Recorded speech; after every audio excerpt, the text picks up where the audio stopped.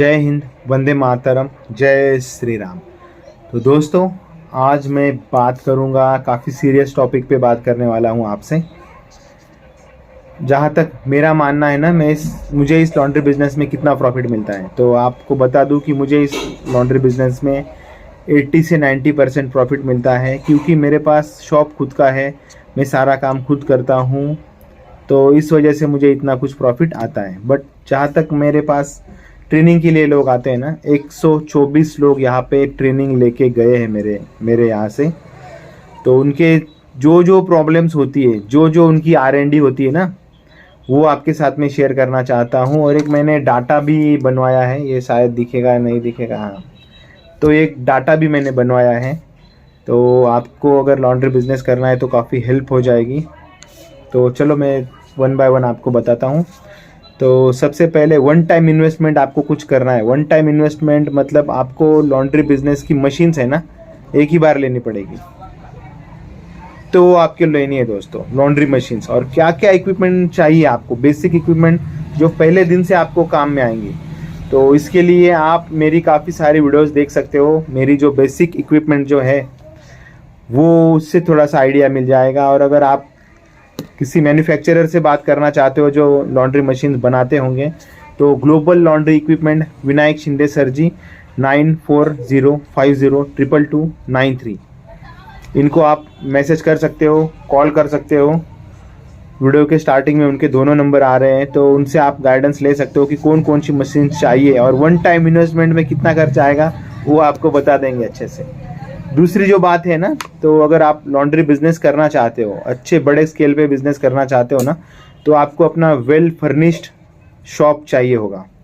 तो शॉप तो आपको रेंट से मिल जाएगा, बट उसमें जो फर्नीचर होगा वो आपको करवाना पड़ेगा। तो फर्नीचर का भी काफ़ी मेजर खर्चा आता है, तो वो आप ध्यान में रखिए कि फर्नीचर भी आपको बनाना पड़ेगा, क्योंकि दिखावा जो होता है ना, वो लॉन्ड्री बिजनेस में चाहिए ही चाहिए, तब जाके कस्टमर अट्रैक्ट होगा और आपके शॉप पर आएगा।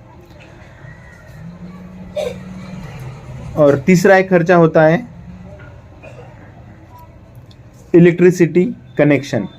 अभी शॉप पे जो सिंगल फेज कनेक्शन होगा तो चल जाएगा, बट फैक्ट्री पे आपको 3 फेज कनेक्शन चाहिए होगा, क्योंकि आप आगे पीछे अगर मशीनरीज बढ़ाते हो, मशीनरीज नहीं लेते हो, तो 3 फेज कनेक्शन लेना ज़्यादा अच्छा होता है। 20% इलेक्ट्रिसिटी बिल आपका कम आएगा कंपेयर टू सिंगल फेज। तो 3 फेज कनेक्शन आपके फैक्ट्री में चाहिए। हर कोई लैंड ओनर आपको नहीं करवा के देगा, तो आपको खुद के खर्चे से करना होगा। जहाँ तक मेरे काफ़ी सब्सक्राइबर ने किया है ऐसा। तो वो ये 3 बातें हो गई, मशीन्स, फर्नीचर और इलेक्ट्रिसिटी, जो आपकी वन टाइम इन्वेस्टमेंट होगी। उसके अलावा ट्रांसपोर्टिंग के लिए बाइक हो गई, कुछ कार हो गई, कुछ व्हीकल हो गया, तो वो भी आपका वन टाइम इन्वेस्टमेंट में आ जाएगा।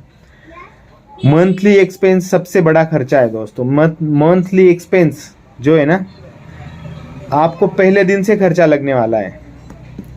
तो अगर आपको बड़े स्केल पे बिजनेस करना है ना, तो आप खुद आयरन नहीं कर सकते हो दिन भर, आप खुद वॉशिंग नहीं कर सकते हो दिन भर, आपको काउंटर संभालना है, आपको मार्केटिंग संभालनी है, तो आपके पास प्रेसमैन तो चाहिए होगा स्टार्टिंग से।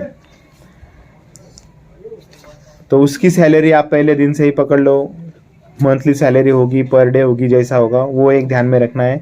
वॉशरमैन, आप अगर आयरनिंग के लिए कारीगर रखते हो ना, तो वॉशिंग के लिए भी आपको एक कारीगर रखना पड़ेगा। मशीन के लिए एक सुपरवाइजर रखना पड़ेगा। तो ये सारे काम अगर एक ही आदमी करेगा, स्टार्टिंग में काम होगा कम, तो वो भी चलेगा आपको। तो ये 2 लोगों की सैलरी आपको देनी है पहले दिन से। उसके बाद इलेक्ट्रिसिटी बिल हर महीने आएंगे दोस्तों। आप कुछ भी लाइट जलाओगे, आयरन शुरू करोगे, वॉशिंग मशीन शुरू करोगे, ड्रायर शुरू करोगे, स्टीम आयरन शुरू करोगे, इलेक्ट्रिसिटी बिल भी आपको हर महीने आएगा। केमिकल्स भी चाहिए होंगे दोस्तों, केमिकल्स भी इम्पोर्टेंट है, हर महीने आपको केमिकल्स का खर्चा होगा। मैं यूज़ करता हूँ basic equipment, basic chemical use करता हूँ। और अगर आपको कुछ एडवांस यूज़ करना होगा, अच्छी कंपनी के केमिकल्स यूज़ करने होंगे, तो वो आप एक मेजर खर्चा होगा हर महीने। जितना इलेक्ट्रिसिटी आएगा ना बिल, उससे ज़्यादा भी केमिकल का खर्चा हो जाता है कभी कभी। तो केमिकल्स हो गया। उसके बाद में पैकेजिंग मटेरियल भी इम्पोर्टेंट है। अगर आपने सही से काम कर लिया, आपने अच्छे से स्टेन क्लीन कर दिया, आपने अच्छे से फिनिशिंग कर दिया, सब कुछ अच्छे से कर दिया, पैकेजिंग आपका काम रिप्रेजेंट करने के लिए पैकेजिंग सबसे ज़्यादा इम्पोर्टेंट है, तो वो भी आप एक खर्चा पकड़ लीजिए। उसके बाद में मशीन का मेंटेनेंस, 1-2 महीने, 4 महीने, 5 महीने, साल हो गया ना, तो आपके पास मेंटेनेंस वो ये जो है ना, ये शुरू हो जाएगा। बहुत बार होता है कि पहले महीने से भी मेंटेनेंस शुरू हो जाएगा। आपका लक अगर अच्छा होगा तो बहुत महीनों तक नहीं भी आएगा, बट एक ध्यान में रखना है कि मशीन वॉश करती है, मशीन चलती है, तो आगे पीछे उसका मेंटेनेंस आएगा, ये भी आपको ध्यान में रखना है। और सबसे इम्पोर्टेंट बात जो मैं हर टाइम भूल जाता हूँ बताना, आपको सेल्फ सैलरी भी डिसाइड करनी है। जो भी आप बिजनेस में कमाते हो ना, तो सबसे पहले आप अपना परसेंटेज, आपका अपना सैलरी, खुद का सैलरी, क्योंकि आपने इन्वेस्ट किया, आपने पैसा लगाया, उसका तो आप ध्यान में रखते हो, बट आप खुद अपना टाइम देते हो, खुद ने अपनी अपनी लाइफ इन्वेस्ट की है, इसमें टाइम इन्वेस्ट किया है, तो उसकी भी एक सैलरी आपको देना चाहिए, ये मेरा मानना है दोस्तों।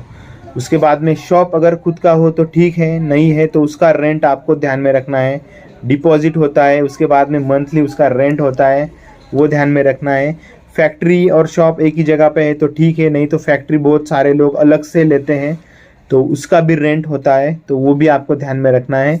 और 10वां इम्पोर्टेंट पॉइंट जो है ना, ये लास्ट में मैं आपको इसका स्क्रीनशॉट दे दूंगा, आप स्क्रीनशॉट निकाल के स्टडी कर सकते हैं। और ट्रांसपोर्टिंग कॉस्ट, अगर आप बाइक खुद की है, मेरे पापा ने बाइक ले दी है, तो उसका आप खर्चा नहीं पकड़ते हो, बट उसका पेट्रोल का खर्चा तो रोज़ लगेगा ना आपको। रोज़ जहाँ पे भी आप जाओगे, मार्केटिंग करोगे, कपड़े लेने जाओगे, देने जाओगे, तो ट्रांसपोर्टिंग कॉस्ट भी जोड़ना है आपको, पेट्रोल का कॉस्ट भी जोड़ना है। और ये सारा खर्चा मिलाने के बाद में आपको कितना % प्रॉफिट इस बिज़नेस में रहेगा, इससे रिलेटेड मैं और एक वीडियो बनाऊंगा। तो ये वीडियो थोड़ी लंबी हो जाएगी, तो आप सजेस्ट कीजिए कमेंट बॉक्स में कि कितना % प्रॉफिट आपको मिलता है इस बिज़नेस में, और कितना % प्रॉफिट आप सोच के चल रहे हो। और ये सारे खर्चे ध्यान में रखना है। 10 पॉइंट मंथली एक्सपेंसेस के हैं, और 3 पॉइंट जो है ना वो वन टाइम इन्वेस्टमेंट के हैं। तो बस दोस्तों, काफ़ी सोचिए इसके बारे में। मैंने बताया है कि मुझे काफ़ी ज़्यादा प्रॉफिट है, मुझे देख के आप लोग आओगे, बट मेरे को बहुत सारे खर्चे कम लगते हैं दोस्तों। और मैं 18 सालों से बिज़नेस कर रहा हूँ, तो उस वजह से भी मैं काफ़ी सारे चीज़ें खर्चा करना है, नहीं करना है, ये मेरे ऊपर भी होता है। तो बस दोस्तों, अगर ये वीडियो अच्छी लगी हो तो लाइक कीजिए, अपने दोस्तों के साथ वीडियो को व्हाट्सएप और फेसबुक पर शेयर कीजिए। अपना ओपिनियन, अपना सजेशन कमेंट बॉक्स में ज़रूर दीजिए, और ज़रूर बताइए कि आप अप्रॉक्सीमेटली कितना प्रॉफिट अचीव कर लेते हो इस बिज़नेस में। तो जय हिंद, वंदे मातरम, जय श्री राम। धन्यवाद दोस्तों। इम्पोर्टेंट लॉन्ड्री के जो प्रोडक्ट होते हैं ना, जो मैं ऑनलाइन मंगवाता हूँ, या मेरे नॉलेज में है कि ये सबके लिए यूज़फुल होंगे, तो उसकी ऑनलाइन बाय लिंक हमेशा मैं डिस्क्रिप्शन बॉक्स में देता हूँ, तो जाके आप बाय कर सकते हैं, चेक कर सकते हैं और बाय कर सकते हैं। जय हिंद, वंदे मातरम, जय श्री राम। धन्यवाद दोस्तों।